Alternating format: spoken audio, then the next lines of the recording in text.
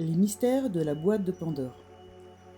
Il était une fois une boîte, mais pas n'importe quelle boîte, la boîte de Pandore. Les légendes racontent que Zeus l'a créée pour punir le monde après que Prométhée ait volé le feu sacré pour les donner aux hommes.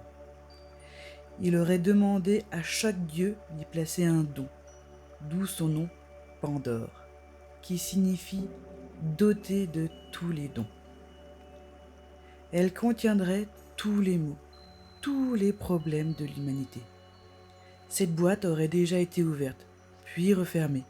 Mais surtout, la boîte de Pandore aurait été cachée, enfouie à tout jamais pour qu'elle ne puisse plus jamais nuire. L'histoire reprend donc des millénaires plus tard, avec Anaël, tout juste diplômée d'archéologie. Elle est docteur en archéologie, tout comme son héros Indiana Jones, même si finalement le métier est loin de se passer comme dans les films. Anaël était fascinée par la boîte de Pandore, même si ce n'était, selon ses professeurs, qu'une légende. Elle avait envie de creuser un peu plus la question. La jeune fille se donna une année pour résoudre ce mystère. Après, l'argent qu'elle avait gagné pendant ses études allait manquer.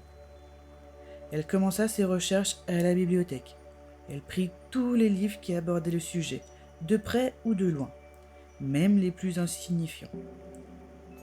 Sa mère était linguiste, donc dès son plus jeune âge, elle comprenait de nombreuses langues. Les livres les plus récents parlaient surtout de la légende et de la signification qu'il fallait en tirer. Anaël se pencha donc plus sérieusement sur les livres les plus anciens. Au bout de plusieurs heures, elle trouva enfin ce qu'elle cherchait, un vieux manuscrit écrit en grec qui parlait d'un coffre mystérieux contenant un savoir ancien inestimable. C'était déjà un début d'indice où se raccrocher. La jeune archéologue continua de chercher, de recouper des témoignages, des comptes rendus de fouilles, etc., etc. Spline, Homère, Cicéron, tous les auteurs latins et grecs y passaient. Quand elle regarda ses notes et qu'elle essaya d'en faire une synthèse, Anaël se rendit compte que, pour avancer, elle allait devoir se rendre dans le berceau de la boîte de Pandore, la Grèce. Elle ne fut pas longue à préparer son sac de voyage et son kit d'archéologue. Puis, elle prit le premier vol où il restait une place pour Athènes, la capitale de la Grèce. Elle avait pris une petite chambre chez l'habitant, juste à côté de la bibliothèque nationale. Anaël y passa plusieurs jours à réunir toutes les informations qu'elle pouvait sur le trésor qu'elle convoitait tant.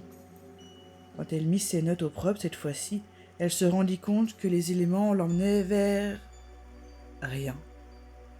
C'était comme s'il manquait un élément, mais elle n'arriva pas à mettre la main dessus.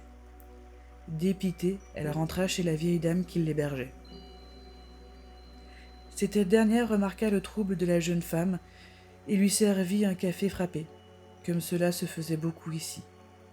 Anaël but la boisson qui lui remonta un peu le moral. La vieille dame s'était installée en face d'elle en silence. La jeune femme plongea son regard dans le bleu de ses yeux, ce qui lui délia la langue instantanément, comme par magie. Elle lui raconta alors tout, toutes ses recherches, les notes, les informations manquantes, tout. La vieille dame l'écouta patiemment, et quand Anaël eut fini, elle prit la parole. La vieille dame se mit à lui raconter une très vieille histoire, une légende de son village natal, uniquement transmise de bouche à oreille. Cette histoire racontait que la boîte de Pandore avait été cachée pour la sécurité de la population. Mais quand le général Sylla assiégea Athènes, il découvrit la boîte et la remena à Rome comme trésor de guerre. La jeune fille remercia chaleureusement son hôte et essaya de commencer ses recherches sur Internet avant de les poursuivre à la bibliothèque le lendemain. Elle trouva quelques informations, mais il semblait y avoir comme un tabou autour de ce sujet. Anaël prit la direction de l'aéroport, au lieu de la bibliothèque, et racheta un billet pour Rome. Pendant le vol, la jeune archéologue en profita pour continuer ses recherches sur Sylla. La jeune fille n'avait jamais beaucoup voyagé. Ses parents n'avaient pas de gros moyens, donc pour elle c'était tout nouveau et elle y prenait beaucoup de plaisir. Elle profitait de chaque instant, mais gardait son objectif en tête. Le temps passait, son compte en banque baissait, même si elle faisait attention. Tout comme la fois précédente, elle trouva une petite chambre non loin de la bibliothèque où elle continua ses recherches. Le deuxième jour, elle fit une pause pour visiter la ville et ses merveilles. Le Colisée, le Forum, le Vatican, la chapelle Sixtine, la fontaine de Trévi et tant d'autres. La jeune docteure en archéologie était fascinée par tout ça. L'histoire prenait vie sous ses yeux. Puis, pour la troisième fois, elle se consacra à ses recherches et rassembla ses notes. La boîte avait bien été ramenée ici, et, par cupidité, Scylla l'avait gardée pour lui, cachée dans sa demeure. Mais pour sa trahison, il avait été emprisonné, et sa trace disparaît. Seul le général pouvait connaître l'emplacement de la boîte. Il n'avait pas d'enfant, pas de famille, et il avait été arrêté le jour même de son retour. Anaëlle se sentait dans une impasse. Elle chercha la maison de Scylla, et au bout de longues recherches, elle la trouva. La maison était visiblement toujours debout et avait été transformée en musée. Dès le lendemain, elle loua une voiture et parcourut les dizaines de kilomètres qui la séparaient de la maison du général. Elle paya son entrée et découvrit l'immense domaine qui s'ouvrait devant elle. Elle parcourut la maison, essayant de fouiller les moindres recoins pour découvrir des passages cachés. Elle eut beau chercher, elle ne trouva rien. Mais au bout de quelques heures, elle aperçut une pancarte qui expliquait que la maison d'origine avait été démolie et remontée plusieurs fois par les divers descendants du général. Seul le colombier au fond du verger n'avait jamais été modifié. Anaëlle quitta la maison sans tarder et prit la direction du fond du jardin.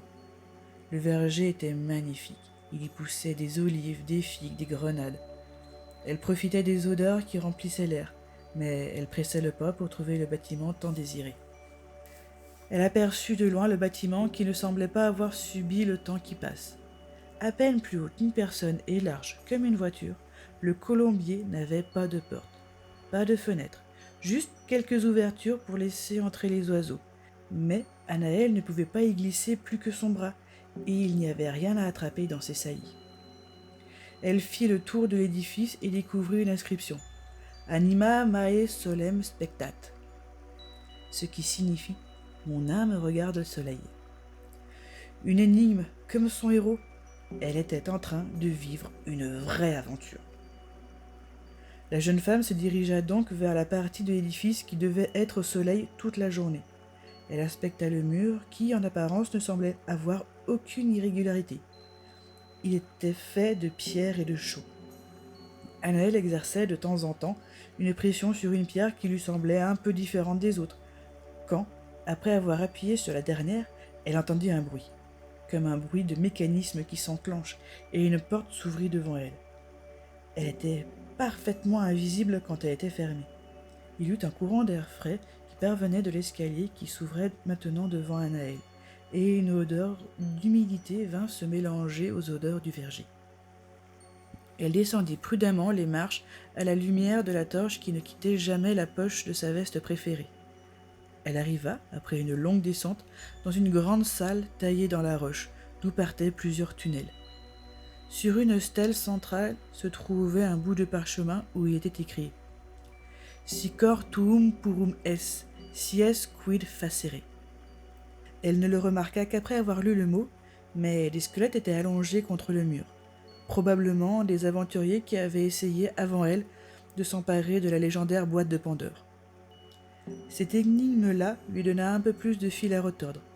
Si ton cœur est pur, tu sauras quoi faire.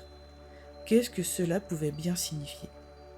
Elle commença à s'interroger sur ses propres intentions. Pourquoi voulait-elle la boîte? L'honneur? La gloire? La reconnaissance de ses pairs? La mettre en sécurité? Elle prit la décision de prendre un tunnel qu'elle suivit toujours en tournant à droite, et ça la mena dans la pièce à la stèle. Elle essaya plusieurs fois par des tunnels et des directions différentes, mais à chaque fois elle revenait au même endroit. Anaëlle était fatiguée. D'après son téléphone, il était presque minuit.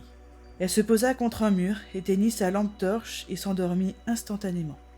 Quand elle se réveilla, quelques heures plus tard, elle fut un peu perdue au début, mais tout lui revint ensuite. Avant de rallumer sa lumière, elle remarqua une flèche lumineuse en face d'elle qui la conduisait à un tunnel. Il fallait qu'elle avance dans le noir. Elle suivit donc pas à pas les flèches qui la menèrent à une autre salle où était placée au centre une stèle avec posée dessus une boîte magnifiquement ouvragée. C'était la boîte de Pandore. Anaëlle passa les doigts sur le bas-relief. Elle avait beaucoup réfléchi et elle en avait conclu que la boîte était plus en sécurité ici que dans un musée. Elle fit donc demi-tour après avoir pris une photo de sa découverte et retourna chez elle. Elle brûla toutes ses notes pour que personne ne puisse la retrouver et n'en parla plus. Elle savait ce qu'elle avait accompli et c'était tout ce qui comptait.